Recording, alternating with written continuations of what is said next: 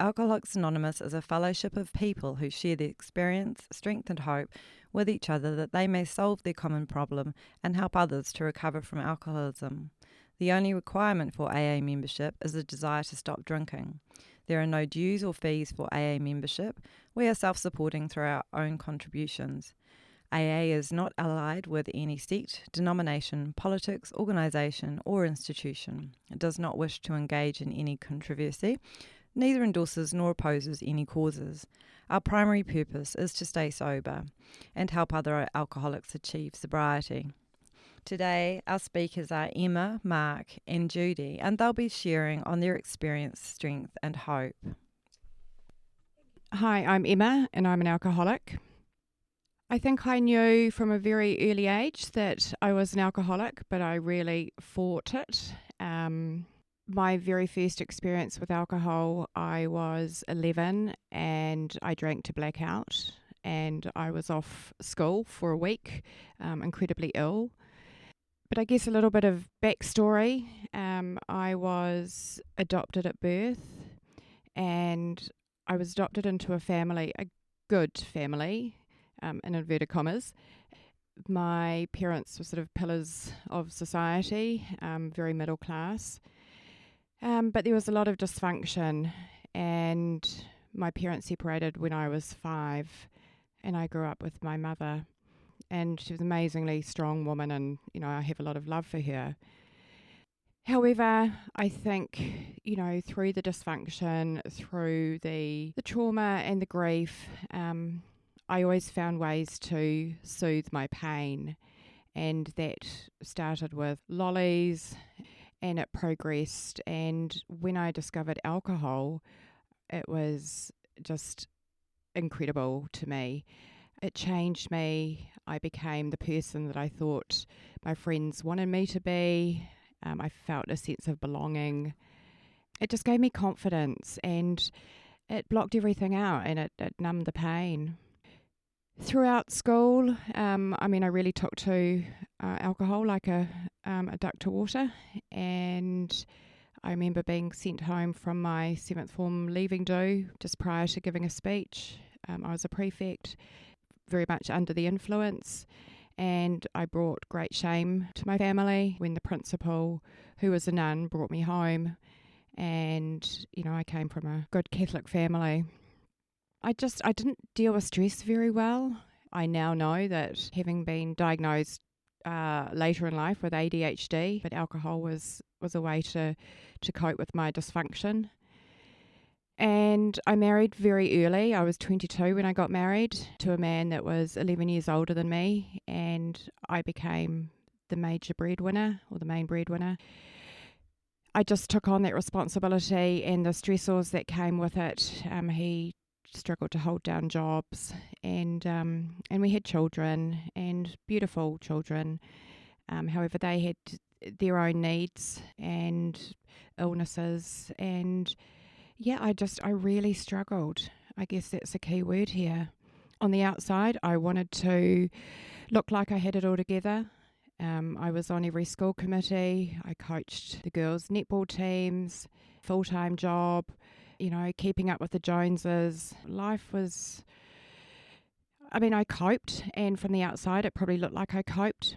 But then when I look back, Friday afternoons was mothers behaving badly when everyone would come over to my place, and we would have drinks straight after school, and that always ended in carnage and never being able to drive home, and our husbands would join us, and not great role modelling now when I look back on it.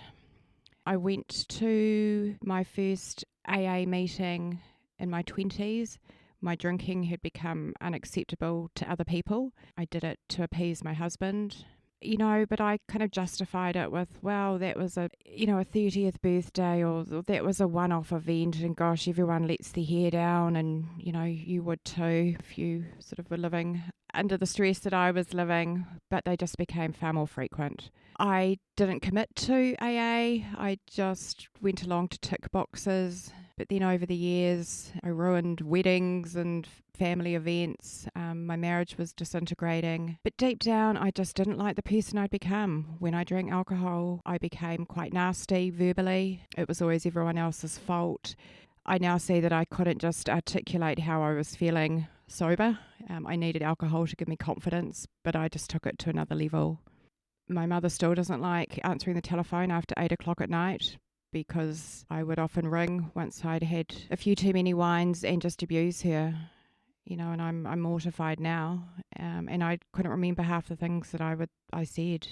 I always knew deep down that I was a good person that hadn't fulfilled my potential, and that's one of the great things I've rediscovered myself in AA.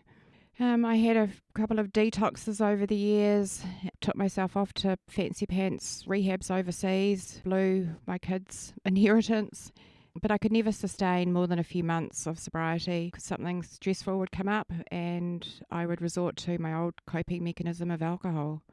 Couldn't look at myself in the mirror, didn't like the person I'd become. And then I think when I finally decided that, I wanted to do this for me, I came back into the rooms of Alcoholics Anonymous, and I guess I went in with an open mind. I was honest with myself and other people, and I was willing to give it a go. Nothing else really had worked, and I couldn't keep talking my way out of my drunken escapades and rampages and chaotic living. I went to rehab.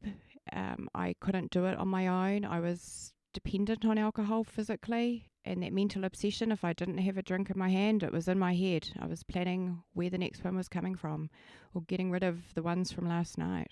It's just an exhausting way to live. I found a sponsor and I really committed to changing my life. I was quite late to come into AA, 47 or 48, and I knew I had to make some changes or I'd just live this awful, slowly prolonged death. And I did.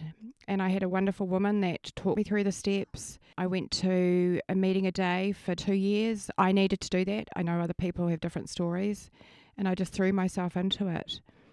That was over 4 years ago. And I wish I hadn't left it so late in life, but that was my journey. And it's been the best thing I've ever done. And Alcoholics Anonymous is a huge part of my life. I'm so grateful, but also my family is too. And I realised I'm now starting to live life as I could have or should have, but that I deserve to, and it's wonderful. I'll leave it there. Thank you. Thanks, Siobhan. My name's Mark, and I'm an alcoholic. And yeah, that's what I love about Alcoholics Anonymous. We're all here for the same reason. And as I was encouraged when I first came into AA to listen for those similarities and not the differences, and that's exactly what I've just heard. To identify as an alcoholic. And growing up in the UK, life wasn't that bad, but there was just something wrong. Something just didn't feel right. I just didn't feel how everyone else looked. Everyone else seemed to be really getting on with life, and it's like there was something missing. And it was hard playing catch up. I was the youngest in the year, for example, the smallest. There was always something. So at the age of 14, at that point, I was blaming everything. I was lying to people. There was a bit of stealing, going anything to just try and make myself be a little bit better. And then someone handed me some alcohol, and that changed everything. That getting drunk that first time, it just seemed like all my troubles, all my worries just went away. And that was a powerful experience at that age. And it wasn't a pretty experience. It was powerful, but it was pretty messy, but I loved it, absolutely loved it. That feeling that I got, that sense of ease and comfort that comes with just taking a few drinks, and I chased that for the next few years, Growing up in South Yorkshire in England, very much a pub culture, no different to anyone else in the world really, but you were the odd one out if you didn't go to the pub. So that was that, and it was just at weekends. So the consequences really weren't that bad. There's the odd scuffle, stuff like that. So I was one of those that they talk about in AA, alcohol being cunning, baffling and powerful. It's also very patient, alcoholism. That was my experience and the progression of this disease. So I drank for fun for many years.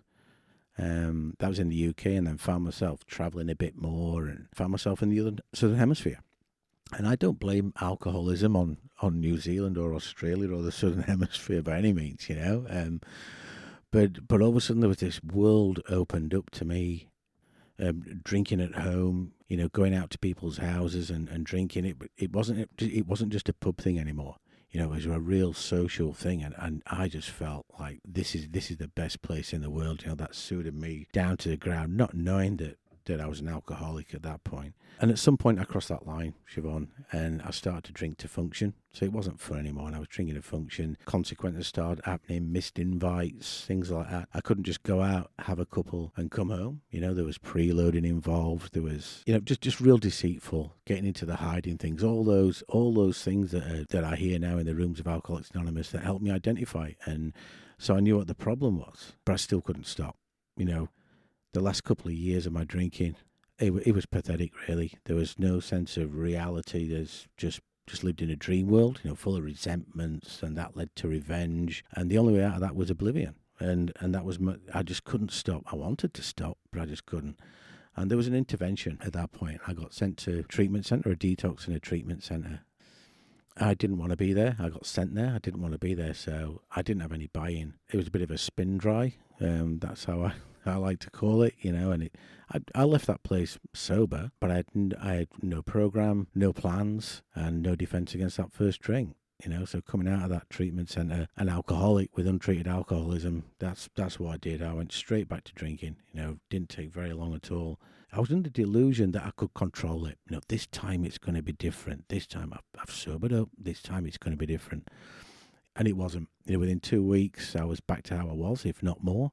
Suicide attempts, and it was really bad. It was quite a nasty real. They're never nice, but it wasn't great. And that's when I went to an Alcoholics Anonymous meeting. I went back into detox and actually listened to people from AA, and that's when I started to hear the truth. You guys talked about pretty much 3 outcomes: prisons, institutions, or death. And I thought that's a bit dramatic, but you know what? I drove drunk every day.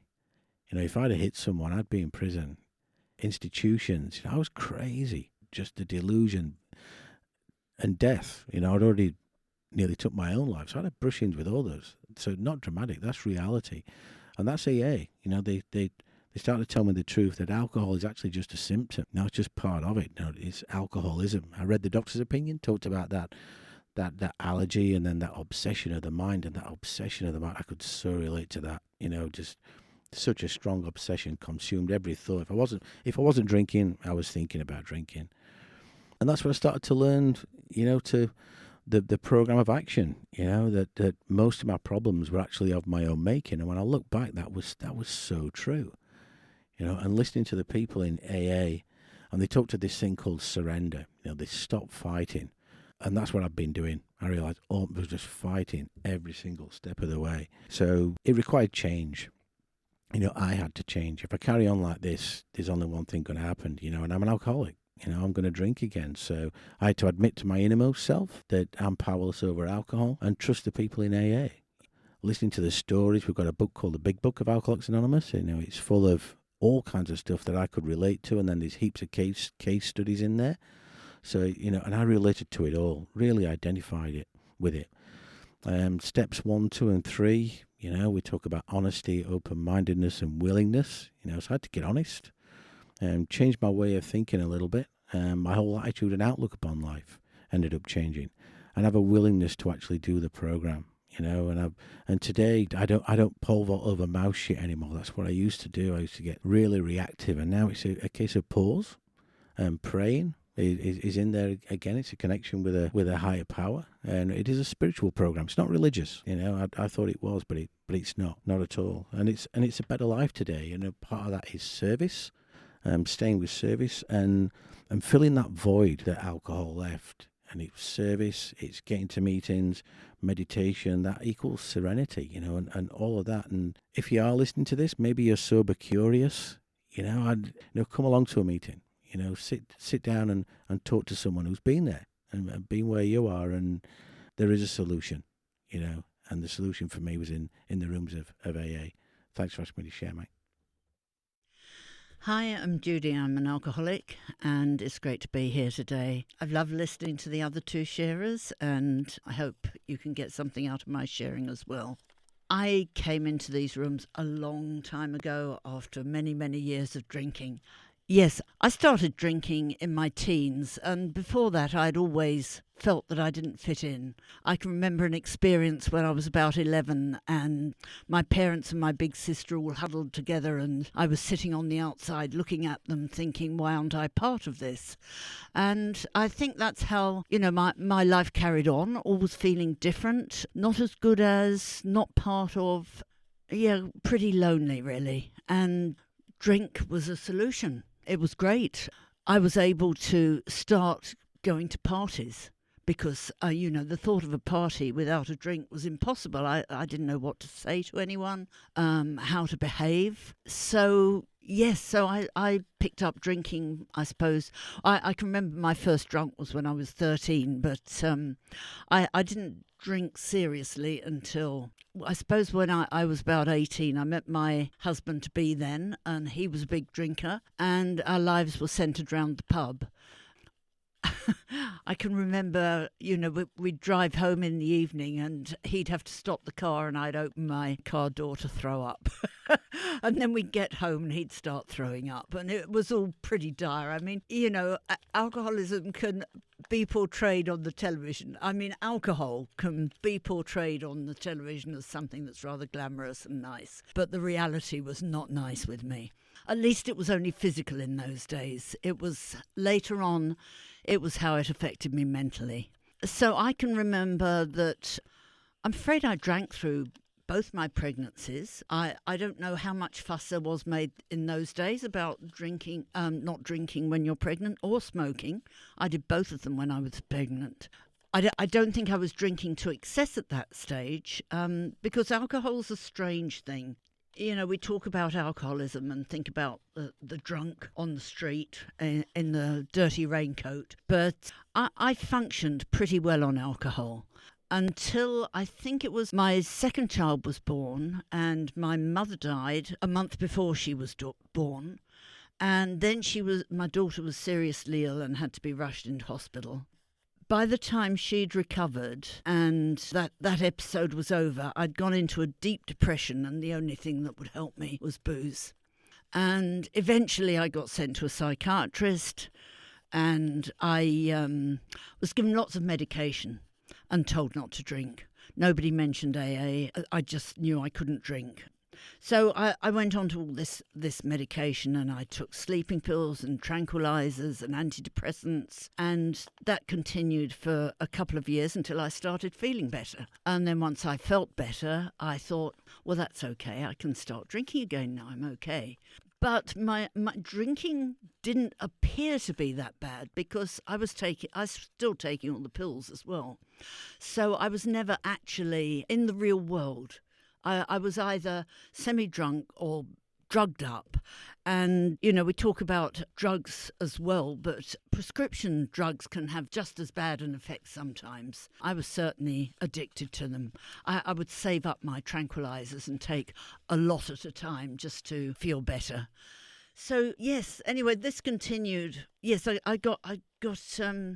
I balanced my drinking with my pills for many years, and then my marriage started falling apart when I was in my 40s, and although I was still taking the pills, my drinking escalated and escalated and escalated. And whereas when I was drinking with young children, I used to just fall asleep when I was drunk, this time was very, very different. I got very angry and I threw things and hit my husband. And when I look back to those days, it just horrifies me, the thought of ever going back there again.